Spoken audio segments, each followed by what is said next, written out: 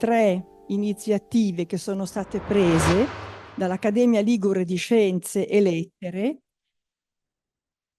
in collegamento e in sintonia con il Centro Paganini per la ricerca e la didattica dell'Associazione Amici di Paganini. Questa sera il professor Giulio Odero ci parlerà di musica dal vivo e musica riprodotta. Un tema direi di grande interesse perché credo che la percentuale di persone che vadano direttamente a sentire opere o concerti sia davvero molto minore rispetto a chi ascolta la musica o dalla radio, tutti gli strumenti, insomma, che questa musica trasmettono. Evidentemente il fatto che il relatore ci illustri elementi relativi a questo argomento significa che ci sono delle differenze di non poco peso e quindi noi questa sera le ascolteremo con interesse. Grazie. Dunque, meglio in piedi. Sì, le differenze sono di non poco peso, ce ne accorgeremo, diciamo così, strada facendo. Mi sentite? Ok. Dunque, la volta scorsa si è parlato del melodramma dell'opera lirica, che proprio è la quintessenza dello spettacolo dal vivo. Un'opera lirica la si guarda dal vivo, la si può ascoltare in disco, ma perde il 50% di quello che c'è, perché non si vede nulla. La si può guardare in DVD, però non c'è l'emozione del momento e non c'è soprattutto il senso di irripetibilità di un evento che si sta verificando in quel momento lì e che se anche andiamo a sentire la seconda recita il giorno dopo, non sarà uguale, ma non soltanto perché magari il cast è cambiato, non sarà uguale perché non sarà uguale, perché l'interpretazione musicale, che nasce da un testo univoco, proprio per il fatto che si chiama interpretazione, passa attraverso la figura dell'interprete, che può essere un cantante, un pianista, un chitarrista, un direttore d'orchestra, non importa. L'interprete non interpreta sempre allo stesso modo. Quindi quello che c'è di bello, secondo me, nell'ascolto dal vivo è anche quel minimo di suspense, quel po' di alea, quel po' di, non so, alle volte si può percepire che un musicista, ok, che chi sta suonando, soprattutto se è un solista, si capisce quando c'è qualche problemino, qualche difficoltà, quando si sente che annaspa, e ci sono casi, troppo, a volte capita di inciamparci, in cui si ha proprio la percezione che il deragliamento sia alle porte. Quasi sempre non avviene perché in casi del genere subentra quello che io chiamo il pilota automatico. L'interprete musicale, se ha mestiere, se ha esperienza, ha una riserva che può comunque utilizzare, un credito che può comunque utilizzare indipendentemente se ha mangiato pesante, se ha dormito bene, se sta male, se è stanco o no. A volte non va così, ma è quello che cercheremo di capire fra le chiacchiere che vi somministrerò e gli ascolti che forse dimostreranno più di quello che sto cercando di dire. Quindi ammettiamo che l'emozione del momento, sia essa un'opera lirica o un concerto, è un qualcosa di irripetibile. E cerchiamo di capire perché. Noi andiamo a un concerto o a un'opera lirica. Se è un'opera lirica c'è il sipario chiuso, ne abbiamo parlato la volta scorsa, c'è la buca d'orchestra con i professori schierati. Se andiamo a sentire un concerto, sia esso da camera oppure sinfonico, non c'è il sipario, c'è il palcoscenico che è come una tavola ben apparecchiata, mancano i commensali, ci sono i leggii, c'è tutto, poi entra l'orchestra, entra il direttore, entra, che adesso mi serve una traccia, ma bisogna mandarla. SOS, ho assoluto bisogno. E entra l'orchestra, si schiera, si siede, traccia 1.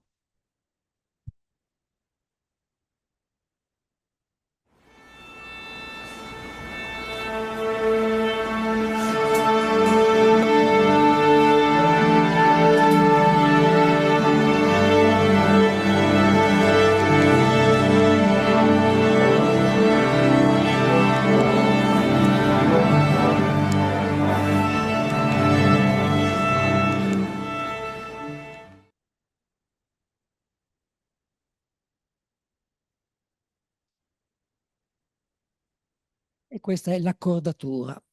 Sembra una cosa noiosa, ma chi vive nella musica si affeziona a questa immagine sonora. Io alle volte penso che l'accordatura di un'orchestra costituisca, mi si perdoni la facile retorica, il preludio alla felicità, perché poi un concerto o un'opera lirica o comunque una qualunque rappresentazione musicale ci dà uno stato di benessere, lo vogliamo chiamare felicità, lo vogliamo chiamare commozione, partecipazione. Non è, è abbastanza improbabile rimanere indifferenti. Quindi, secondo me, il rito, perché è un rito dell'accordatura, è una cosa che mi piaceva farvi sentire prima di qualunque altra cosa. Dopo l'accordatura, ovviamente, si dà inizio al tutto. Ed è qui che voglio anche mettere a punto un'altra cosa. Il disco, il DVD, il CD, il vinile, non importa cosa, sì, ci dà un qualcosa di riprodotto, non ci comunica una grande emozione al di là della bellezza della musica. C'è anche proprio un aspetto visivo, gestuale e anche, come dicevo prima, di alea. Mi fai sentire la traccia 2, per favore? Questo è l'inizio di un disco.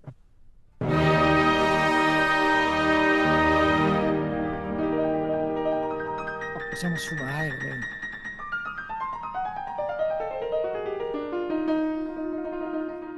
Mi sembrerebbe di essere offensivo dicendovi di che cosa si tratta, quindi non ve lo dico e chi non lo sa si terrà la curiosità, ma lo sapete tutti. Comunque si tratta di Alfred Brendel a Chicago nel 1983. Sentiamo come cambia, io qui ho tagliato un pezzettino, sentiamo come cambia la riproduzione del disco rispetto alla realtà. Andiamo con la terza traccia.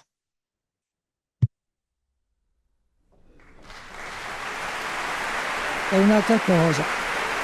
Noi ci immaginiamo il pianista che entra, percorre la platea, si inchina, fa le cose che deve fare, guarda il pianoforte, lo tocca, si siede, si guarda col direttore, cerca la concentrazione e a un certo punto si parte. Vediamo se ho beccato il momento.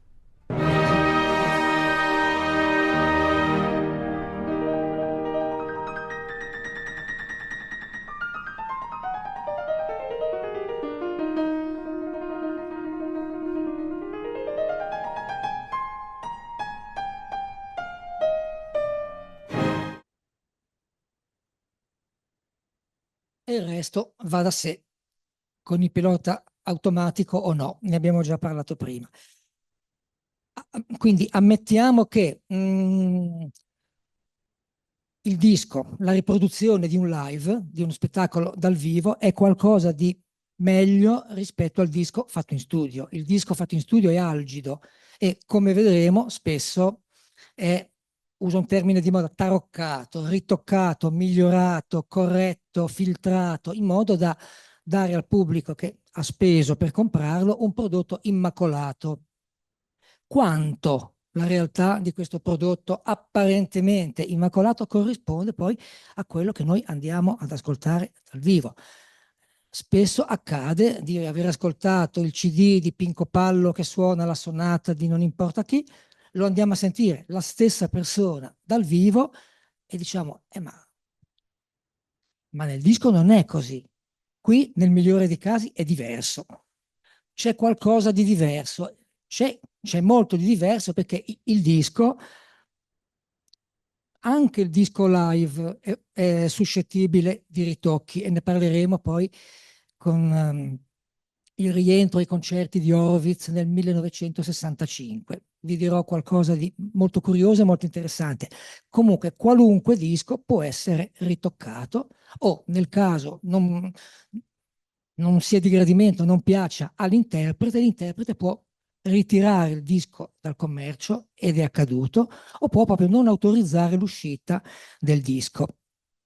A questo punto ci spostiamo da Chicago a Lugano, 20 maggio 1963, e ascoltiamo un grandissimo pianista che a un certo punto, come amava dire un critico di pianoforte, suona il tasto vicino quello giusto.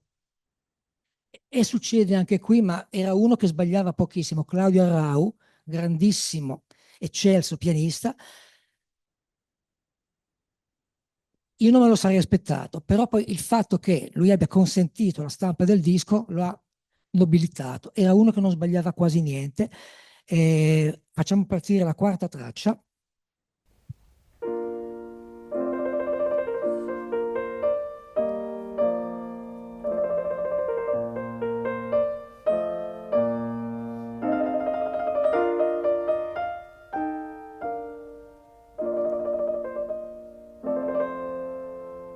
Per i musicisti, la precisione immacolata di questi trilli è qualcosa di indimenticabile.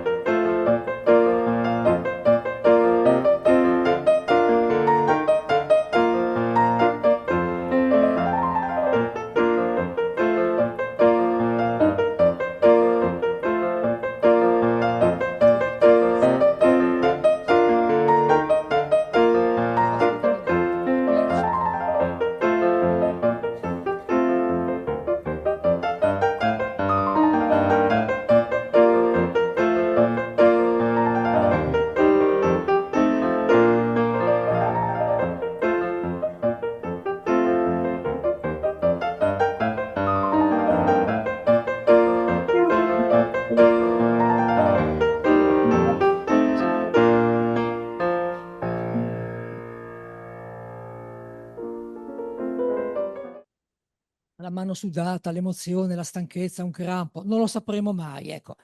Vi garantisco che nel ritornello è perfetta, ma non è il caso di... Ecco.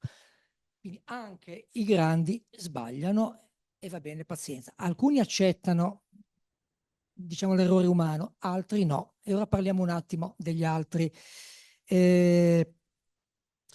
Tutti conoscete la storia del grandissimo pianista canadese Glenn Gould,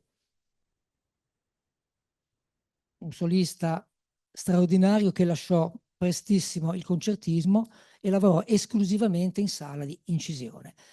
Non è che lui non fosse capace e che ci fossero da correggere delle note sbagliate, lui viveva in un mondo tutto suo, era capace di suonare una variazione Goldberg di Bach 10 volte, ogni singola presa sonora si chiama take, e lui era capace di andare a tormentare in un periodo non digitale ancora, quindi era tutto un po' più difficile perché allora i taglia cuci, i taglia incolla si facevano tagliando il nastro, giuntandolo e sperando che la cosa funzionasse. In genere funzionava. Oggi è tutto molto più facile.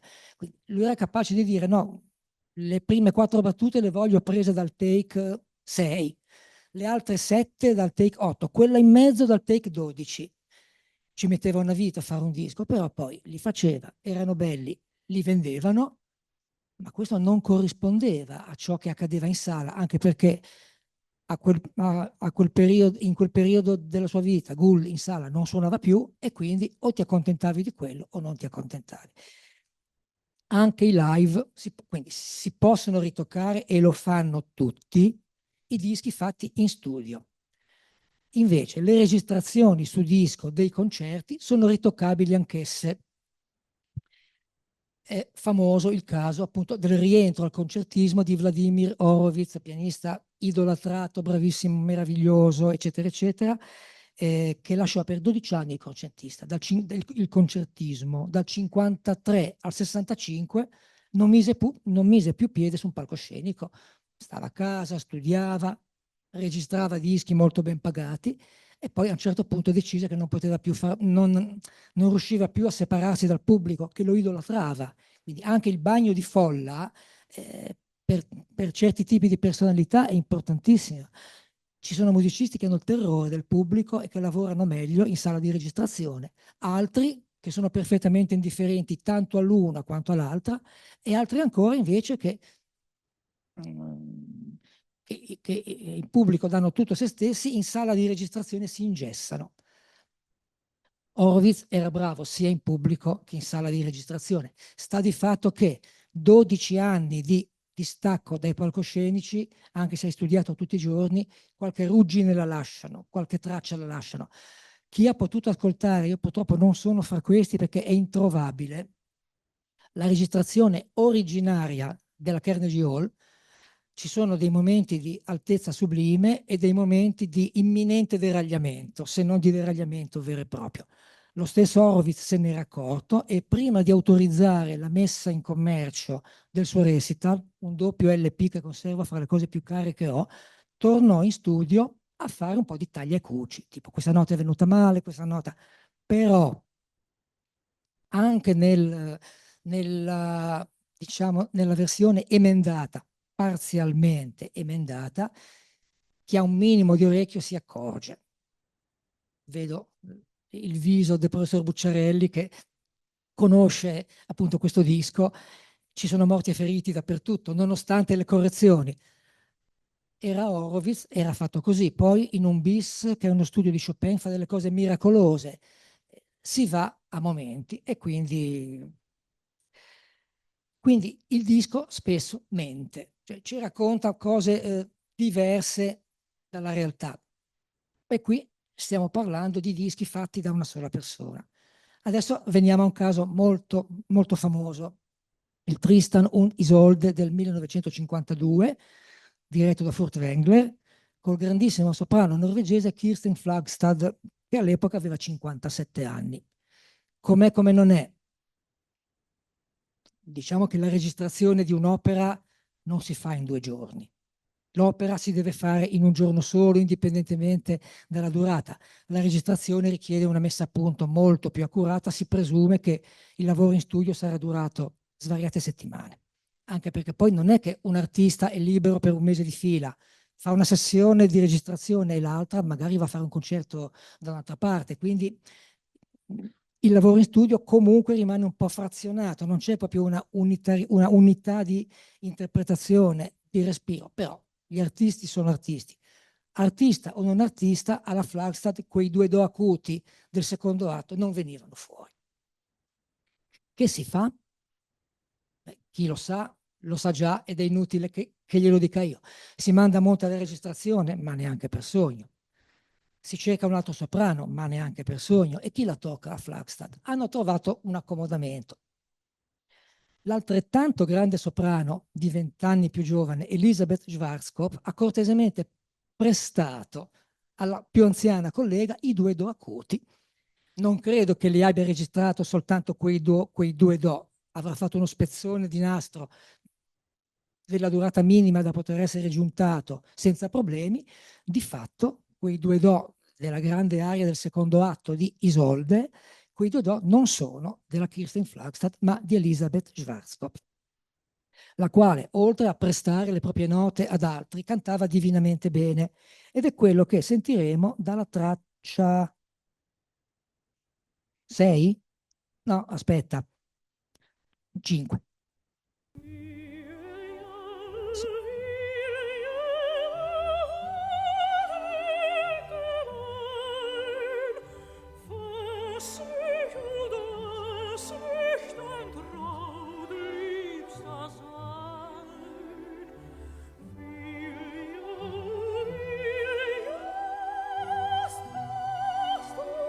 Arriva bene l'audio?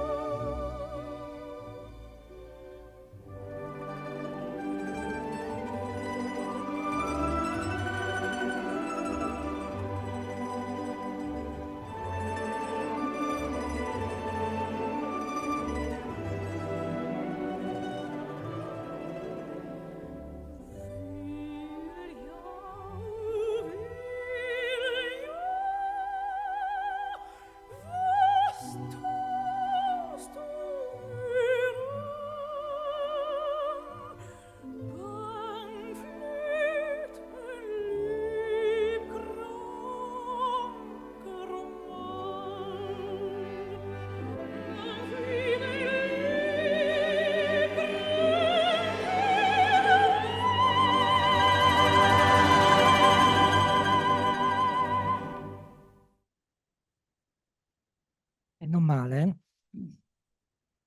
È una vera lezione di canto questa, proprio. Si trova in CD, questa è un doppio CD della EMI, se lo volete lo trovate, con un grande direttore ingiustamente dimenticato, Lovro von Matačić, era jugoslavo, all'epoca si diceva così, poi non so se fosse serbo, croato, sloveno, mi dicono che era croato, all'epoca era jugoslavo ed era un grandissimo direttore. E accompagna, se così si può dire, la Schwarzkopf come meglio non si potrebbe. Dunque, e questo è un disco fatto in studio, non avrà l'emozione, però diciamo che lo possiamo accettare. Facciamo un bel passo indietro di molti anni. Quando è che nasce la musica riprodotta? Perché c'è una data di nascita che su un bellissimo libro che si chiama Custodi del suono, edito da Zecchini, editore, ci racconta proprio tutta la storia della musica riprodotta, partendo ovviamente dal fonografo di Edison. C'è poi chi dice che non era stato proprio lui, che si sono rubati il brevetto. Per la storia, nel 1876 nasce il fonografo ad opera di quel genialissimo inventore che era Thomas Alva Edison, al quale in realtà non importava nulla della riproduzione musicale. Il fonografo nacque con altri scopi. Noi però gli siamo grati per averlo inventato. Non so che suoni provenissero, perché era un cilindro di cera sul quale una punta metallica collegata, non so bene come, non so bene a che cosa. Dietro comunque c'era una persona che o suonava oppure cantava.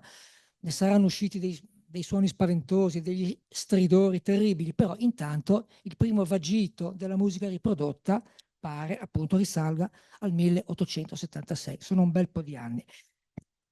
Una decina di anni dopo, Emil Berliner inventò il grammofono.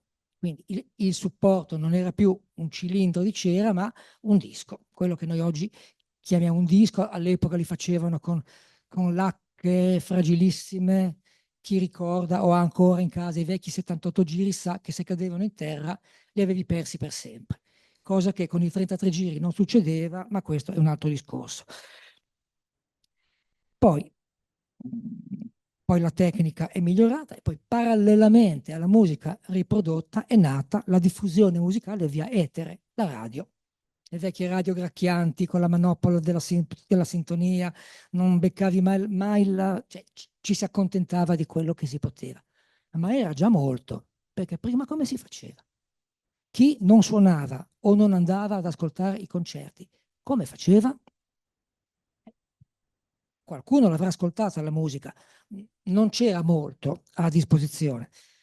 Vi cito il pianoforte automatico, che alcuni chiamano, mi pare, pianola. Cos'è il pianoforte automatico? È un pianoforte congegnato in un modo che è un pianoforte riproduttore dei rulli, erano dei rulli di carta un grosso rotolo, spero che mi perdonerete, tipo carta igienica, un po' più grosso, con carta un po' più spessa, che è collegato a un pianoforte riproduttore, un po' come le schede perforate del computer. Ecco, diciamo, lasciava delle tracce su un rullo di carta che poi, come il positivo e il negativo delle foto, il rullo di pianoforte lo si introduceva nel pianoforte riproduttore, si girava una manopola, non so cos'è che si facesse, e si ascoltava come suonava, che so, Paderewski piuttosto che Ferruccio Busoni. Ecco, la riproduzione dava un'idea abbastanza vaga. Diciamo che sulle note non si poteva mentire, sulla qualità del suono e sulle dinamiche, sui volumi di suono si poteva dissentire, ma quello c'era e i nostri nonni o anche i nostri genitori hanno conosciuto tanta musica attraverso il pianoforte automatico. Poi appunto è arrivata la radio, eccetera, eccetera. Oggi abbiamo YouTube, abbiamo tutto, abbiamo i DVD, abbiamo un sacco di cose, ma qua torniamo sull'antinomia, musica riprodotta, musica dal vivo, e non mi voglio ripetere. Mm, vediamo. A parte la possibilità di avere, e non se lo potevano permettere tutti, un pianoforte automatico e relativi rulli, che oggi sono oggetto di antiquariato, di caccia sfegatata. C'erano altri modi? No, non c'erano altri modi. Va detto che molte più persone avevano una discreta, accettabile, buona pratica con uno strumento, anche se questa non era la loro attività principale. Quindi tanta musica veniva letta, digerita, consumata sul pianoforte a quattro mani. Due persone in grado di suonare un quattro mani che è più economico di due pianoforti si potevano leggere la trascrizione delle sinfonie di Beethoven, di quelle di Brahms, cioè tanta musica è stata conosciuta anche lì dai nostri nonni o ancora prima attraverso esecuzioni private, la cosiddetta house music, che tanta parte aveva. In casi più fortunati, in cui gli strumentisti non fossero solo pianisti, ma che ci fosse, che so, un violino e un violoncello. Cito per esempio il caso di Beethoven, che ha trascritto la seconda sinfonia per violino, violoncello e pianoforte, e vi assicuro che ascoltarla fa un bellissimo effetto. Quindi tanta musica nata per un complesso orchestrale è diventata fruibile quando non si poteva andare a teatro, non c'era giradischi, non c'era niente, andando a casa di amici, ovviamente benestanti e musicisti soprattutto, che ci facevano suonare come potevano le musiche che all'epoca vendevano tantissimo. Era interesse degli editori musicali stampare musica da vendere per chi ovviamente la sapeva suonare. Ecco, tanto per fare un esempio, le prime audizioni private delle sinfonie di Brahms venivano effettuate con due pianoforti. Uno lo suonava Brahms e uno Ignaz Bruhl, un pianista suo amico, e lì il pubblico ristrettissimo di amici, sicuramente ci sarà stata Clara Schumann e altri amici, potevano dare anche in camera caritatis a Brahms qualche piccolo consiglio, qualche piccola modifica. Guarda che qui forse è meglio se, e Brahms, che aveva un caratteraccio, qualche volta li stava a sentire i consigli. Ecco. Quindi vi ho parlato del fonografo, del grammofono, della radio che non funzionava mai, della house music, che era un veicolo importantissimo, e adesso invece basta con le chiacchiere e ci trasferiamo sul lago di Lugano, dove da tempo dove da molti anni, ogni anno, c'è un festival di musica sinfonica gestito dalla inossidabile Marta Argerich, che quando ha voglia di suonare non ce n'è per nessuno. Lei ha detto che non suona da sola perché le fa paura il palcoscenico vuoto. Però poi si sciroppa al concerto di Ravel. Lei non ha paura di suonare, ha paura di suonare da sola. E poi sia uno, non lo so, però noi di questo le siamo grati e a lei dedicheremo l'ascolto dell'ultima traccia. Prima ne sentiamo altre due. È un brano che pochi conoscono. Prima vi ho parlato di Glenn Gould, che non va confuso con Friedrich Gulda, grandissimo pianista austriaco, matto come un cavallo, genialissimo, vinse a 16 anni il concorso di Ginevra. Non è impresa da poco. Poi si appassionò al jazz con il risultato, dicono i malevoli, che faceva male sia la musica cosiddetta classica che il jazz. Non l'ho ascoltato come jazzista, ma come musicista di musica, la chiamiamo colta, la chiamiamo classica, c'è chi la chiama esatta. Ognuno scelga, però sappiamo di cosa stiamo parlando. Ecco, quando lo si sente suonare pianoforte, non c'è niente da dire. Chapeau, come dicono in Francia. Friedrich Gulda, che una volta per scherzo aveva fatto pubblicare un necrologio suo proprio su un quotidiano importante in Austria per vedere la reazione che la cosa faceva.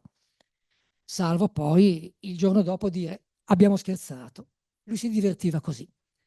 Lui andava a suonare con una specie di palandrana lunghissima, con una specie di zucchetto per non prendere freddo al pensatoio e altro. Però, insisto, quando metteva le mani sul pianoforte non ce n'era per nessuno, ma anche quando le mani le metteva sul foglio di carta da musica e scriveva delle cose come, ve ne faccio sentire due estratti, uno serio e uno lo valuterete voi. Lui scrisse un bel concerto per violoncello e una specie di orchestra di fiati, con in più un banjo, una chitarra, un qualcosa del genere. E da questo concerto, che è abbastanza lungo, vorrei farvi sentire un estratto del movimento lento, che se uno non ha una vaga, se uno non sa capire, non sa dire cosa sia una melodia, lo capisce subito dalla frase che fa che interpreta il violoncello in questo bellissimo pezzo, che ho dovuto un po' tagliare, ma quello che c'è di buono ad ascoltare lo percepirete sicuramente dalla traccia 6. Friedrich Gulda.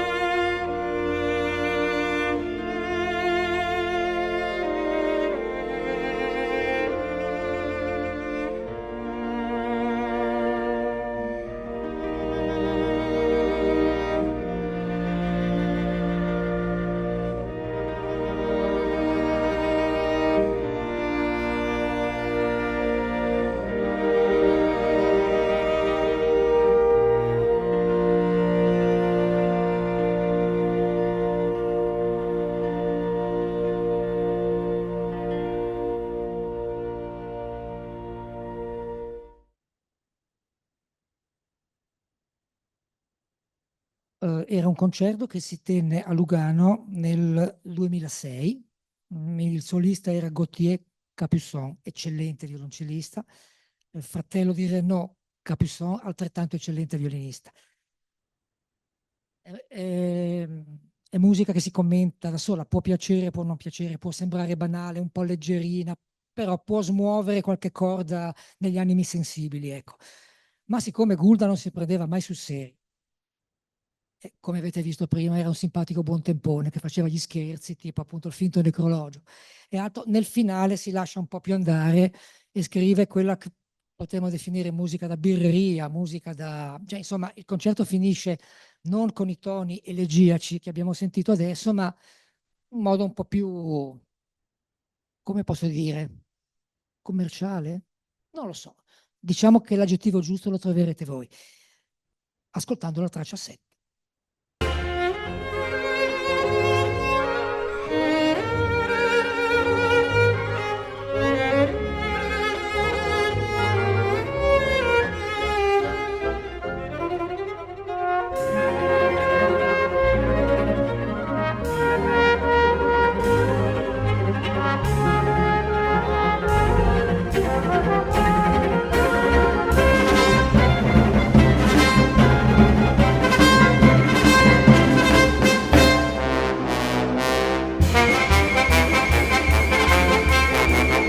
Musica da circo.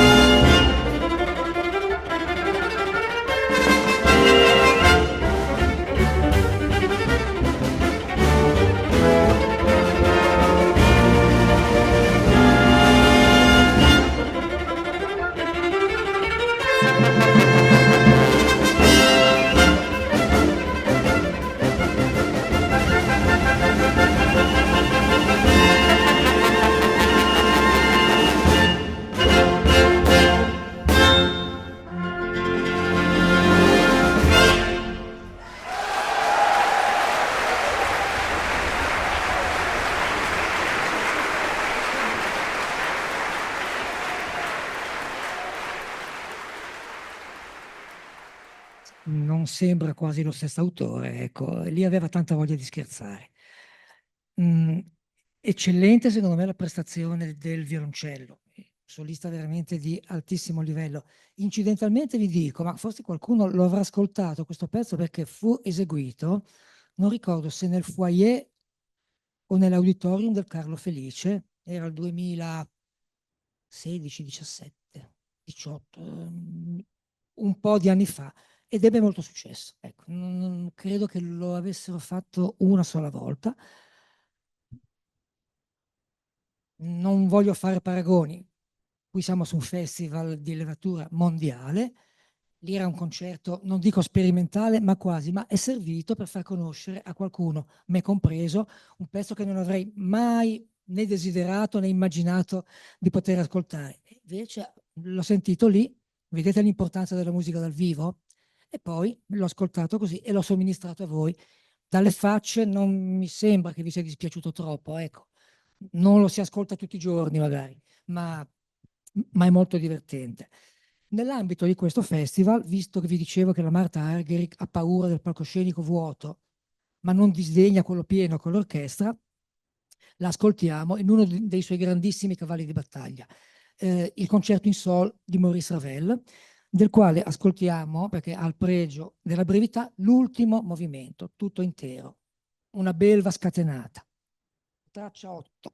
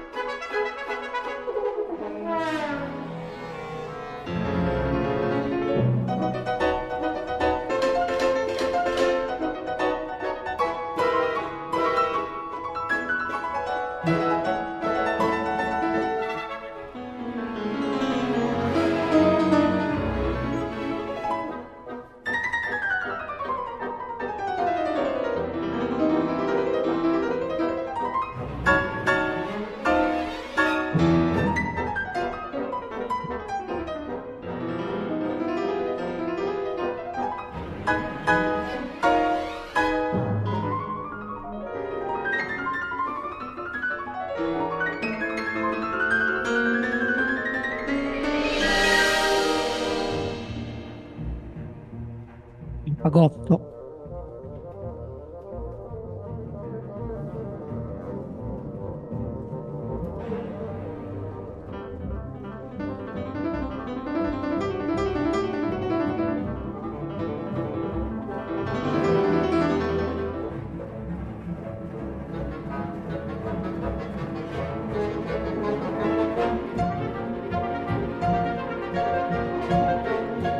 All'attacco, tutti quanti insieme.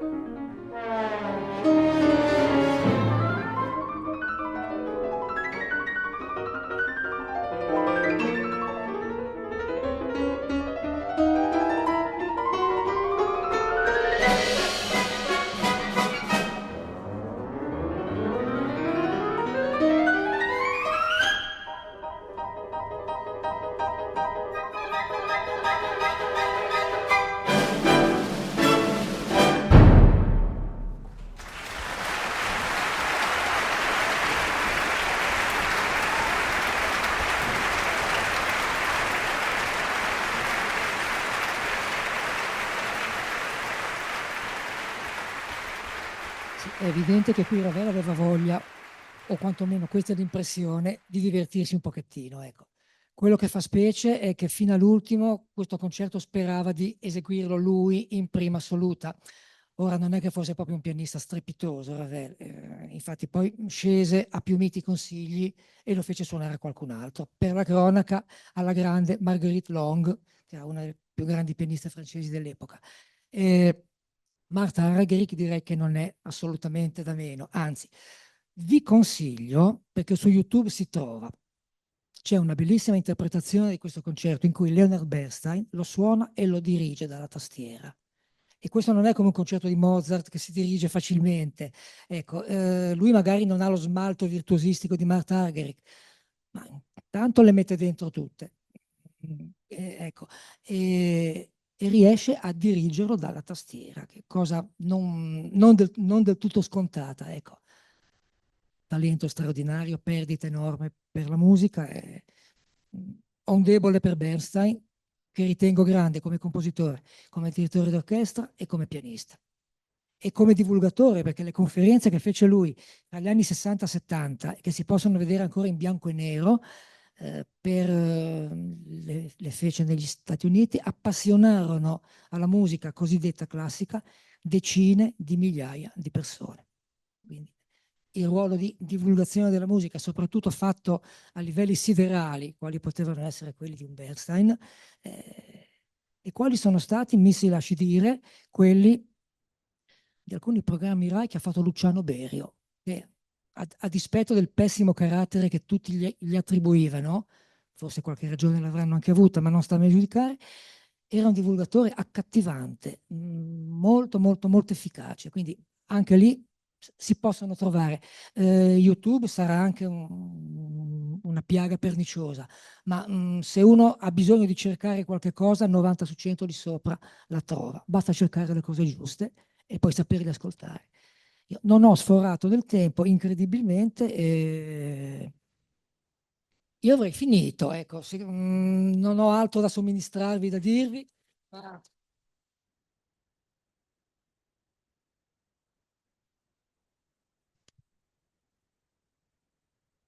una cosa vi dico. Il terzo di questi incontri, che chiude questo mini ciclo, lo chiamiamo così, in teoria avrebbe dovuto essere il primo. Questo avrebbe dovuto essere il secondo e quello sull'opera lirica avrebbe dovuto essere il terzo. Perché ho scambiato i ruoli? Non lo so. Non mi sembrava bello partire da, ma sì, la musica è fatta con le note. Ho preferito scegliere un metodo più, come posso dire, induttivo che deduttivo. Ecco, quindi si parte dalla cima della piramide, si crea quel po' di fascinazione che la questione può anche provocare nelle persone predisposte, che magari hanno voglia di venire anche la terza volta, anche quelli che sanno già tutto, e dire ma vediamo un po' cos'è che ci racconta su cos'è la musica, perché il titolo che ho dato, un attacco di presunzione al terzo incontro, è il linguaggio musicale. Ci vorrebbero il contenuto di questa intera fila di libri per riuscire a spiegarlo. E, ugualmente non tutti capirebbero tutto, ma non perché non si capisce, perché boh, cercherò di dirvelo fra 2 settimane quando avrò le idee un po' più chiare, perché lo devo ancora mettere in piedi. Ecco. Però il terzo incontro vorrebbe appunto intanto capire perché la musica è così diversa da altre arti, cosa significa musica etimologicamente, eccetera, eccetera, come si arriva, se non a impararla, a saperla ascoltare, a saperla godere, a usufruirla, a non usarla come musica da bar, da ascensore, da discoteca. Beh sì, in discoteca la musica ci deve essere, ma per esempio al ristorante no. Mi ricordo quando nel programma che faceva Fazio su Rai 3 era ospite Franco Battiato. Secondo me se l'erano preparata alla domanda e risposta, ma vista così sembrava spontanea. E Fazio gli fa, ma mi dica maestro, c'è una cosa che le dà particolarmente fastidio più di altre? E lui sì, la musica nei ristoranti. Se qualcuno ha cose da chiedere è il benvenuto, e se no io vi saluto e vi aspetto il 14. Sarà un po' più pesante di questa, ma cercherò di rendervela lieve. Grazie.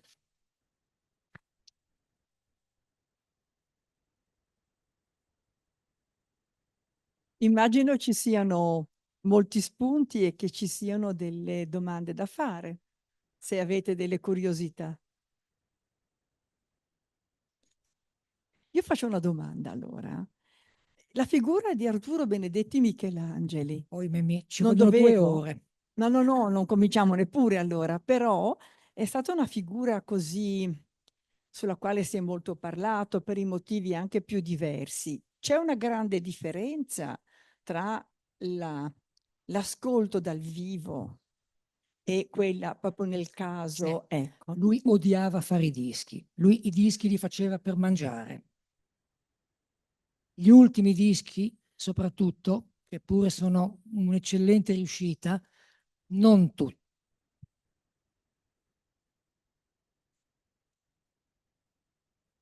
Non tutti, non cito, no.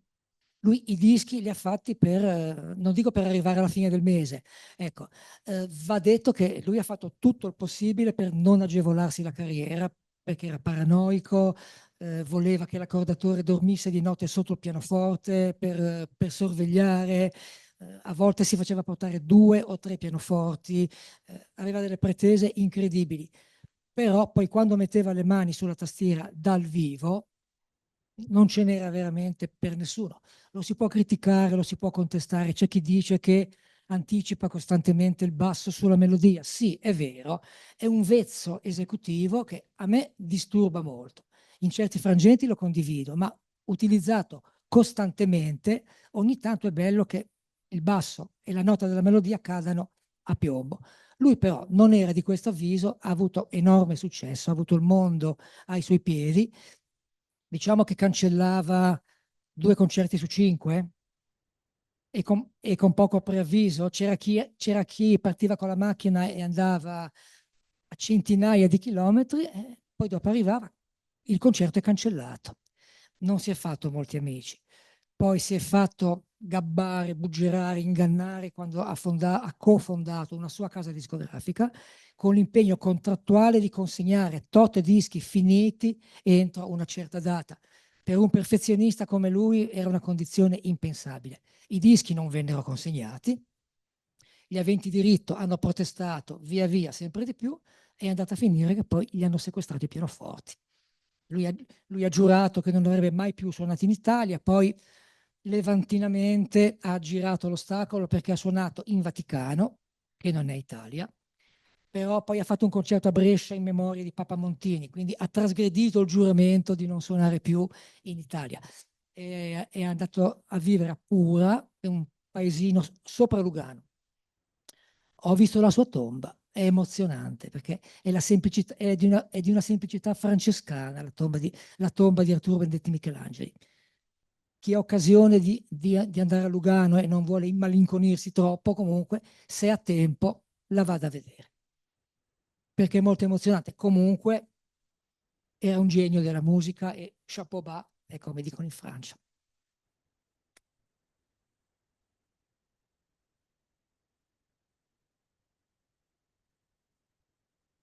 Bene, se non ci sono altre domande, ringraziamo Giulio Odero, grazie infinite, e vi dirò che giovedì prossimo, il 3 ottobre, il professor Franco Arato, accademico dell'Università di Torino, parlerà di Aldo Palazzeschi e gli imperi mancati, una polemica politica. Grazie.